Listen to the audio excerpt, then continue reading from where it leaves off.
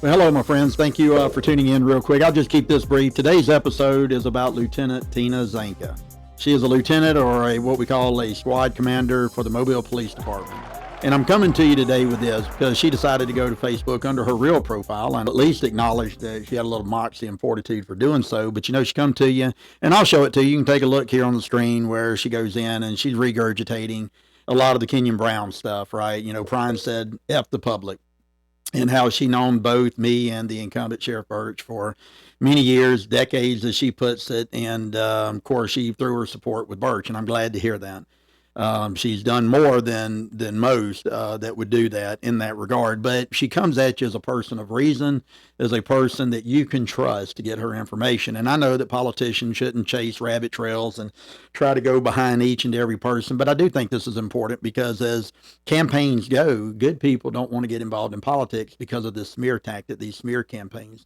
Number one, I think it's important to understand she's not coming at you truthfully with transparency. What she's doing is she's mad with me. She's acting like she's in middle school, and it's just, proof in the pudding that you can be gray-headed and in your 50s and 60s and still act like a child.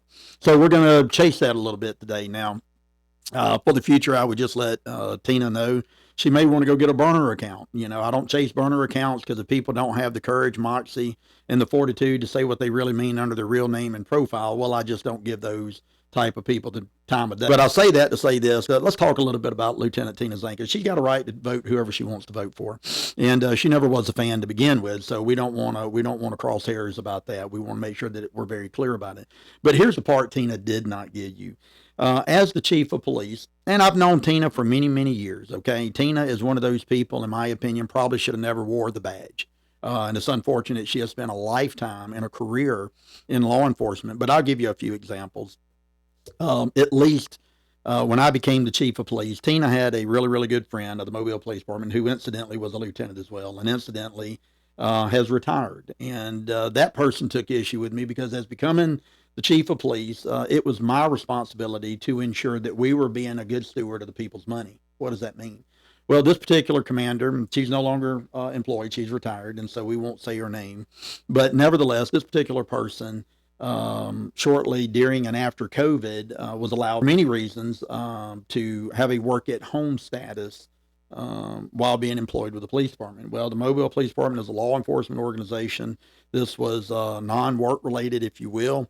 And at the end of the day, the Mobile Police Department simply does not have a work-at-home status for anybody on the police department. I understand we were coming out of COVID, but you have to understand when I came in as the chief of police the last quarter of 2021, we were removed from COVID quite a while.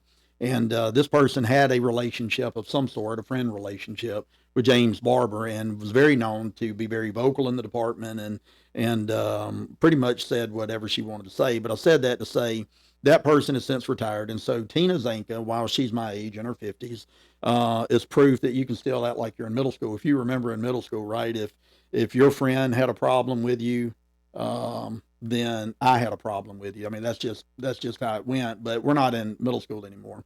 But I go on to say this, that that was really none of Tina's concern. At the end of the day, the Mobile Police Department did not have remote positions, and I did not feel like we were being a good steward of the people's money.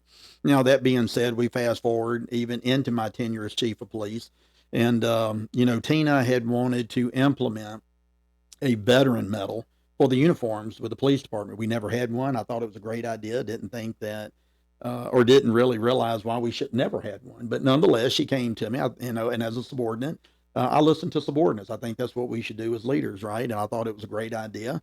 And she had a little color design and a scheme. But once we put that out through a democratic process throughout the nearly 500 sworn men and women of the department that had served, or at least for, we'll let everybody vote on it, but certainly we got several designs from other military veterans that were employed with the police department.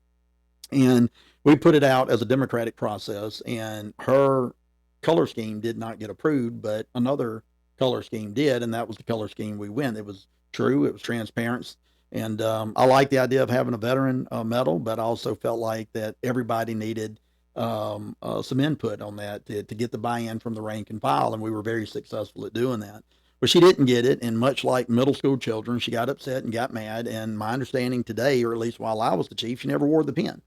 She advocated for the pen, but she did not get the color design and scheme she wanted. So it was like a child, well, if I don't get what I want, I take my ball and go home. And I just felt like, I mean, it was very petty to begin with, but nonetheless, it is what it is. They do have the pen, and I'm glad that we were able to participate. And I'm grateful that she brought that matter up, because there was a lot of veterans on the department that are proud to wear that pen, and we were proud to provide it for them. We love our veterans, right, and everything that they put on the line for us, for our security and our safety in this country. They stepped up, they served, and we were grateful for that. But since I have departed as the chief of police, Tina had gotten in a little trouble with the police department, and I know one of the incidences is where her and a group of people went to Dave and Buster's here in Mobile. She had her weapon in her bag, and I understand why off-duty officers take their weapon with them, but it should have been carried on her persons. But for whatever reason, it wasn't. It was in a bag. And apparently she had stepped away from the table, and that is a no-no. You don't do that. I mean, that's not, it's not being very safe, especially in a place where there's a lot of children. Well, subsequently, and unbeknownst to her, apparently someone in her party, while she was gone, moved the bag, knowing I'm presuming that the weapon was in the bag. But nonetheless, when Tina come back, rather than doing her due diligence with her party to see if anyone moved the bag, she immediately started blaming a young black male employee, accusing him of essentially taking the weapon, to the extent they put the young man in a police car. And I understand there had to be an investigation, but you don't make false allegations, especially of a criminal nature, against anyone unless you know that you have some sort of proof to be able to say, hey, this person took the bag. I'm sure that was very traumatic for the young man that was working at Dave and Buster's. To my understanding, Lieutenant Zanka was reprimanded as a result of that. In my opinion, she should have been demoted, as she's a lieutenant, and its conduct unbecoming, in my opinion, not only with misplacing her weapon, not having it secured on her persons, but also accusing someone. Kind of opens the door to say, how many people have you accused over a career if you did this and didn't have any proof this young man had taken the weapon? That is problematic, and I think that's a huge issue. In my opinion, it's a credibility issue. There was another incident where she was on duty one night, and I've talked about it on the podcast. There was a deputy that worked for Paul Birch and was involved in a DUI, and she failed to respond to the scene to deal with the situation, and subsequently the deputy was not arrested. And a captain from the sheriff's department came out, recovered the unmarked county deputy vehicle, which was damaged, as well as took possession of the deputy, and the deputy was not arrested for DUI. Well, that's problematic for a lot of reasons. My understanding is she didn't get up and she didn't respond to the scene, so that was neglected duty.